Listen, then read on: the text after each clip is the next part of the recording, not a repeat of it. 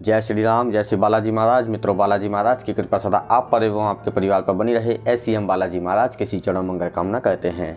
मित्रों, आज की वीडियो हम बात करने वाले हैं कि श्री मेहंदीपुर बालाजी महाराज का दरबार आप अपने घर पर कैसे ला सकते हैं, इसकी क्या विधियाँ होती हैं और कौन से देवता को कौन सा भोग लगाया जाता है, बालाजी महाराज को कौन सा भोग लगाया जाता है, भैरव जी को कौन सा भोग दिया जाता है, प्रेतराज सरकार जी को कौन सा भोग दिया जाता है एवं समाधि वाले बाबा को कौन सा भोग लगाया जाता है। वह सारी जानकारी आपको इस वीडियो के माध्यम से मिलने वाली है।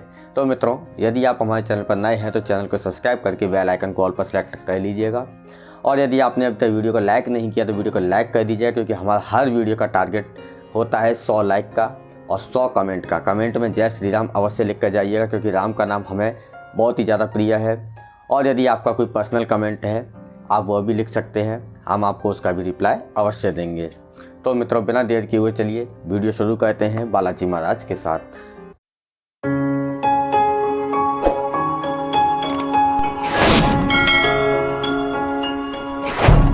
तो मित्रों, अब आपको क्या करना होता है, श्री मेहंदीपुर बालाजी महाराज का दरबार लाने के लिए आपको सबसे पहले, आप जब मेहंदीपुर बालाजी जाते हैं, आप 1 दिन 2 दिन 3 दिन वहाँ रुकते होंगे। आप चाहे संकट कटवाने जाते हों, चाहे मनोकामना की अर्जी लेकर के जाते हों, चाहे आप वैसे ही बालाजी महाराज के दर्शन करने के लिए जाते हों, लेकिन आपको यह काम जब करना है जब आप श्री मेहंदीपुर बालाजी से लौटते हों।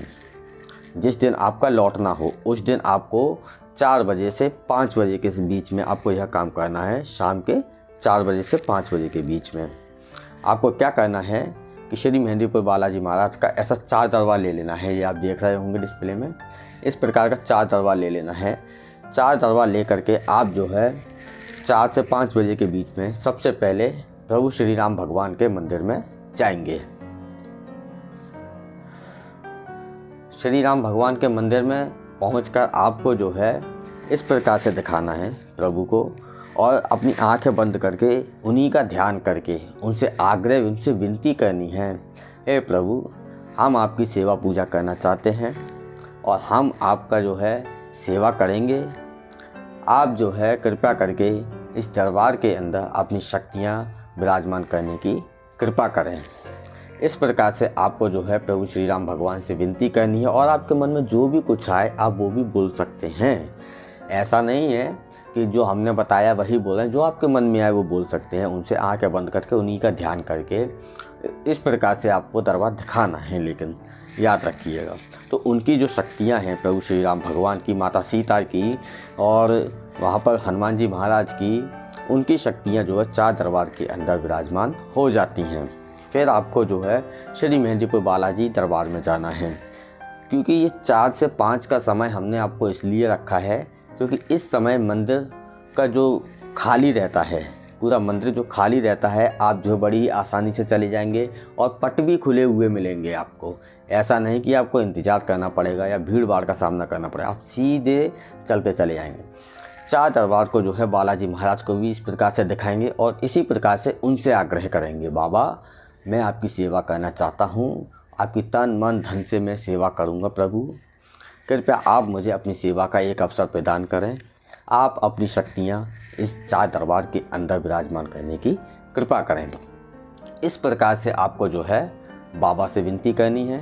फिर आपको जाना है पीछे कोतवाल कप्तान जी के दरबार में, जो कि भैरव बाबा के हैं। वहाँ पर भैरव जी से इस प्रकार से जो है आपको प्रार्थना करनी है। फिर आपको प्रेतराज सरकार जी से प्रार्थना करनी है इसी प्रकार से। फिर आप जो है घूमकर पीछे से आप निकल कर आ जाएंगे बाहर। फिर समाधि स्थल पर जाएंगे, जहाँ समाधि स्थल पर अभी तो जो काम चल रहा है, समाधि स्थल का निर्माण कार्य चल रहा है। आप जो है बाहर से ही जहाँ दीपक जलते हैं वहाँ समाधि वाले बाबा से भी इस प्रकार से प्रार्थना कर लेंगे। फिर आप जो है शाम की आरती ले करके और छींटा ले करके आप सीधे अपने घर की ओर प्रस्थान करेंगे। आपको पीछे मुड़कर नहीं देखना है, ठीक है? पीछे मुड़कर नहीं देखा जाता कभी मेहंदीपुर बालाजी से लौटते समय। चाहे आप संकट कटवाने गए हों, चाहे मनोकामना की अर्जी लेकर के गए हों, चाहे दर्शन करने गए हों, आपको पीछे मुड़कर नहीं देखना है, सीधे अपने घर को वापस आ जाना है। तो अब हम जान लेते हैं कि कौन से देवता को कौन सा भोग लगाया जाता है। मेहंदीपुर बालाजी महाराज को लड्डुओं का भोग लगाया जाता है और साथ में पान बीड़ा दिया जाता है। और भैरव जी को उड़द का भोग लगाया जाता है, या फिर उड़द के पुए का भोग दिया जाता है। जो भैरव जी का खप्पर भराया जाता है तो उड़द के पुए का भोग दिया जाता है। और प्रेतराज सरकार जी को चावल का भोग दिया जाता है। चावल और उसमें थोड़ा सा घी और बूरा मिला करके जो है उन्हें भोग दिया जाता है। बूरा या फिर मिश्री मिला सकते हैं, इसका भी भोग दिया जाता है। और प्रेतराज सरकार को मेवा का भी भोग दिया जाता है। मेवा का भोग तो ये तीनों को ही दिया जा सकता है, इसमें कोई भी बुराई नहीं है। और समाधि वाले बाबा को जलेबी या इमरती का भोग दिया जाता है मेहंदीपुर बालाजी दरबार के अंदर। यदि आप अपने घर पर सेवा पूजा कर रहे हैं और आप भोग लगाते हैं तो आप कुछ भक्तों का ये हमारे पास सवाल होता है कि हम अलग अलग कैसे भोग लगाएं। तो आपके लिए बहुत ही ज़्यादा जो है कठिन प्रश्न होता है यहाँ पर कि अलग अलग किस प्रकार से भोग लगाया जाए, कि मेहंदीपुर बालाजी महाराज को या भैरव जी को, प्रेतराज सरकार जी को, समाधि वाले, तो अलग अलग जो भोग आप कैसे लगाएंगे। तो ऐसा आपके लिए थोड़ा कठिन कार्य हो जाता है। तो इसलिए इसको सरलता से करने के लिए आप या तो घर पर मेवा का भोग लगा सकते हैं। कोई भी सूखी मेवा होती हैं, आप मिक्स मेवा कर लें, पंचमेवा बना करके उसका भोग लगा सकते हैं। या फिर आप गुड़ और घी का भोग लगा सकते हैं, या फिर मिश्री और घी का भोग लगा सकते हैं। इस प्रकार से ये क्या है कि यह भोग सभी में काम करेगा। आपका बालाजी महाराज को भी लगेगा, भैरव जी को भी लगेगा, प्रेतराज सरकार जी को भी लगेगा और समाधि वाले बाबा को भी लगेगा। सबसे अच्छा जो है वह पंचमेवा का आप भोग अपने घर पर लगाएं बाबा की सेवा करते समय। और याद रहे, कोशिश ये करें आप कि कोई भी अगरबत्ती या धूपबत्ती का प्रयोग ना करें, घर के अंदर दीपक का प्रयोग करें।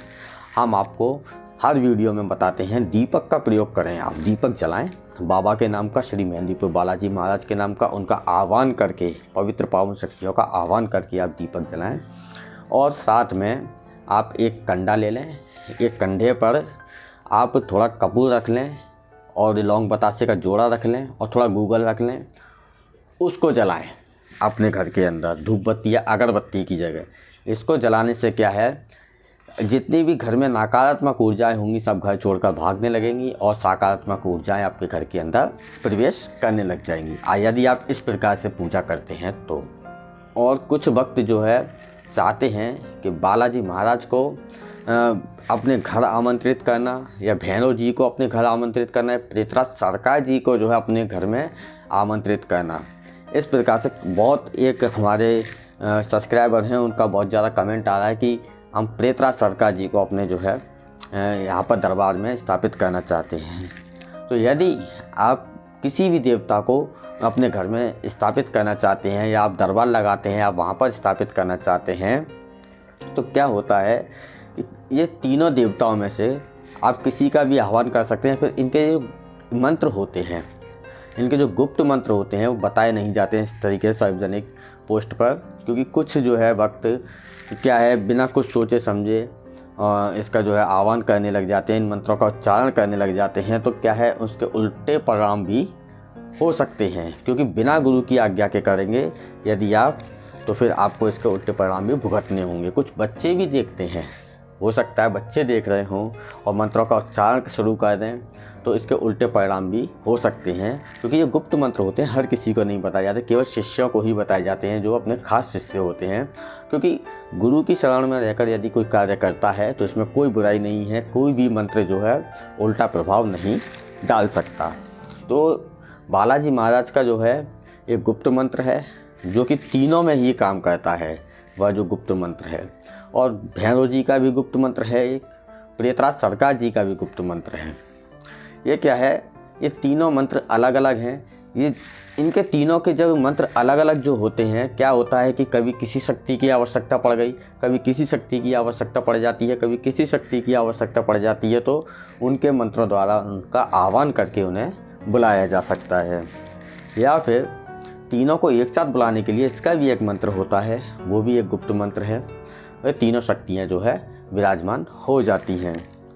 और यदि आप चाहते हैं कि इनकी शक्तियाँ आपके यहाँ बनी रहें, या फिर प्रेतराज सरकार जी की शक्ति, स्पेशली प्रेतराज सरकार जी, प्रेतों के राजा प्रेतराज सरकार जी की शक्ति बनी रहे, तो इसके लिए क्या करना होता है, प्रेतराज सरकार की जो चालीसा है प्रतिदिन चालीसा पढ़ें और प्रेतराज सरकार जी की आरती करें, आंखें बंद करके जो है उनका ध्यान करें, कुछ देर तक बैठे रहें। वहीं से आपको जो है 41 दिन की को जो है महसूस होने लगेगा कि हाँ प्रेतराज सरकार जी हमारे आसपास में अब आने लगे हैं। 41 दिन के भीतर आपके ऊपर उनके दूत जो है पेशी देना शुरू कर देंगे। ऐसा भी हो जाता है कभी कभी, लेकिन ये अर्जी आपकी है और मर्जी उनकी है, मर्जी उन्हीं की चलेगी। हम आपको जो बता रहे हैं प्रक्रिया, लेकिन हमने आपको मंत्र नहीं बताए हैं। मंत्र बताएंगे तभी जो है ये सब चीज़ें जल्दी काम करती हैं। लेकिन हाँ, आरती करने से और उनकी चालीसा करने मात्र से ही, चाहे हनुमान जी चालीसा हो, चाहे प्रेतराज जी चालीसा हो, भैरव चालीसा हो, इनका उच्चारण करने से जो है शक्तियाँ बहुत जल्दी प्रभावित होती हैं और बहुत जल्दी जो है आपसे प्रसन्न हो जाती हैं। तो मित्रों, आपको यह जानकारी कैसी लगी हमें कमेंट बॉक्स में अवश्य बताइएगा। यह जानकारी आपको अच्छी लगी हो तो वीडियो को लाइक, चैनल को सब्सक्राइब करना ना भूलिएगा। आज की वीडियो में इतना ही। धन्यवाद। आपका दिन शुभ हो। जय श्री राम, जय श्री बालाजी महाराज।